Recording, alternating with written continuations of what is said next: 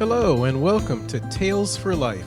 In each episode of this podcast, we'll explore a folk or fairy tale from a different culture or region and discover the life lessons, values, and morals they offer that we can use today.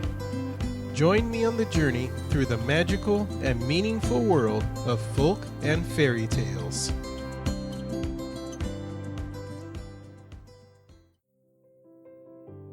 Welcome to another episode of Tales for Life. I'm glad you're here to join me for another episode that looks at the funnier side of folk tales, and one I've titled, Let's Laugh Again. According to a study published in 2016, it has been scientifically proven that laughter has, and I quote, serious positive physiological effects for those who engage in it on a regular basis, end quote. Yes, you heard right. Laughter is seriously good for you. Not only does it boost our immune system, improve breathing and heart functioning, and reduce stress, it can also reduce pain. And of course, it boosts our mood. While we're at it, let's not forget that not only is laughter free, the only warnings you need for it are that it can result in aching sides if you laugh too hard or too long. I think I can live with that. Laughter gets us through the bad times and makes the good times even better. With that in mind, I found a few more ancient tales from Europe and Asia to bring a smile to your face and, hopefully, coax at least one chuckle from you. The first is from Spain and is titled The Comical History of Three Dreamers.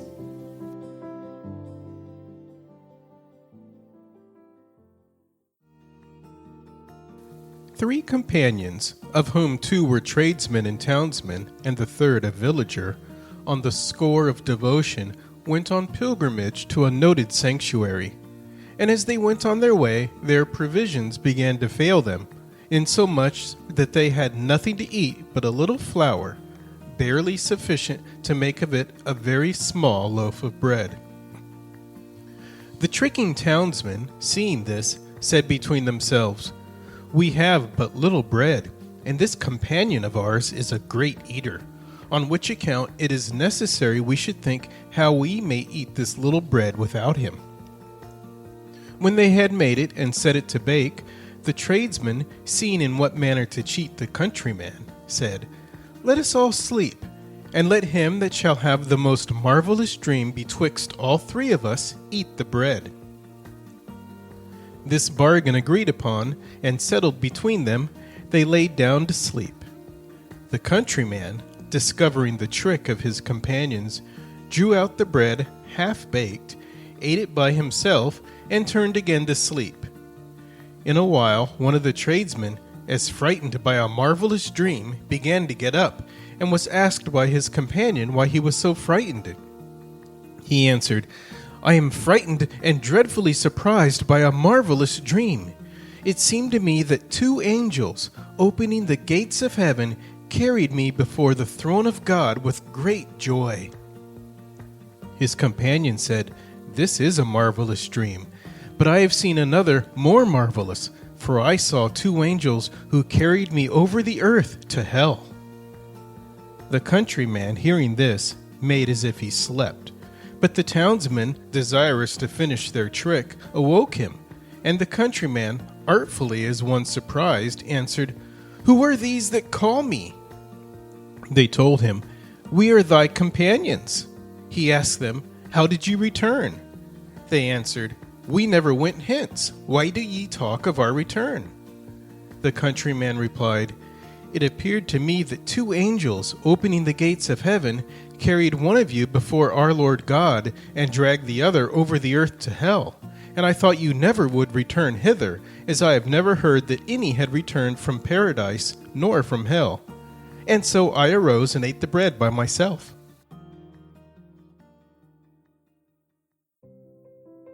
Yiddish tales are known for their humor, usually involving incredibly silly circumstances and decisions. This one, however, first printed over 75 years ago, takes a satirical look at sainthood. It's titled, Saint or Horse? A young man once came to a great rabbi and asked him to make him a rabbi. It was wintertime then. The rabbi stood at the window looking out upon the yard while the rabbinical candidate was droning into his ears a glowing account of his piety and learning. The young man said, "You see, Rabbi, I always go dressed in spotless white like the sages of old. I never drink any alcoholic beverages, only water ever passes my lips. Also, I perform austerities. I have sharp-edged nails inside my shoes to mortify me. Even in the coldest weather, I lie naked in the snow to torment my flesh. Also daily, the shams give me 40 lashes on my bare back to complete my perpetual penance." And as the young man spoke, a white horse was led into the yard into the water trough. It drank, and then it rolled in the snow as horses sometimes do. "Just look," cried the rabbi. "That animal too is dressed in white. It also drinks nothing but water, has nails in its shoes, and rolls naked in the snow. Also, rest assured, it gets its daily ration of 40 lashes on the rump from its master. Now, I ask you, is it a saint or is it a horse?" This next one, from Italy, is quite silly, but reminds us that folk tales were for the folk, and even the folk like to laugh at themselves once in a while. This one is titled Donkey Seed.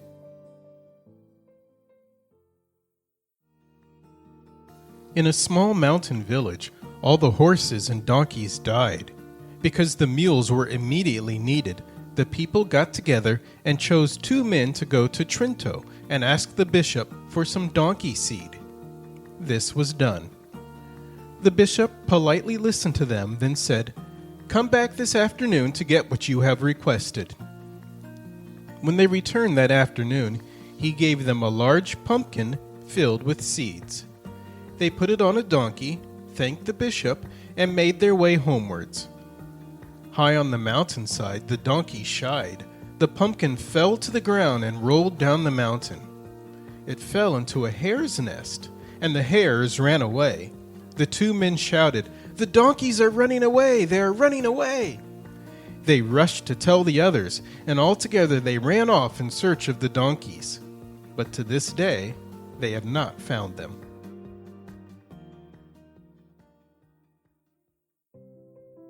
A list of funny tales would not be complete without the appearance of Nasruddin Hoja. This first one has versions throughout the world, but this particular one, like many of the tales of the Hoja, is short and sweet. It is titled The Smell of Soup and the Sound of Money.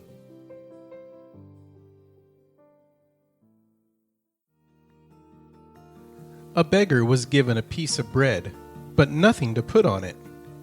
Hoping to get something to go with his bread, he went to a nearby inn and asked for a handout. The innkeeper turned him away with nothing, but the beggar sneaked into the kitchen where he saw a large pot of soup cooking over the fire.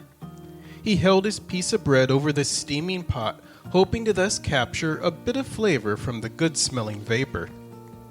Suddenly, the innkeeper seized him by the arm and accused him of stealing soup. "I took no soup," said the beggar. "I was only smelling the vapor." "Then you must pay for the smell," answered the innkeeper. The poor beggar had no money, so the angry innkeeper dragged him before the Qadi. Now, Nasruddin Hoja was at that time serving as Qadi, and he heard the innkeeper's complaint and the beggar's explanation. "So, you demand payment for the smell of your soup?" summarized the Hoja after the hearing. "Yes," insisted the innkeeper. "Then I myself will pay you," said the Hoja, "and I will pay you for the smell of your soup with the sound of money." Thus saying, the Hoja drew 2 coins from his pocket, rang them together loudly, put them back into his pocket, and sent the beggar and the innkeeper each on his own way. And let's wrap it up with one more from the Hoja, who can be counted on to make us smile with the unexpected. This one is titled The Wife's Name.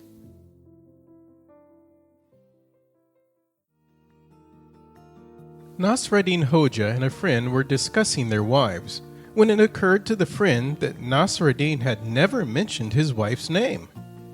"What is your wife's name?" he asked. "I do not know her name," admitted the Hoja. "What?" asked the friend in disbelief. "How long have you been married?" 20 years, answered the Hoja, then added, "At first, I did not think that the marriage would last, so I did not take the effort to learn my bride's name."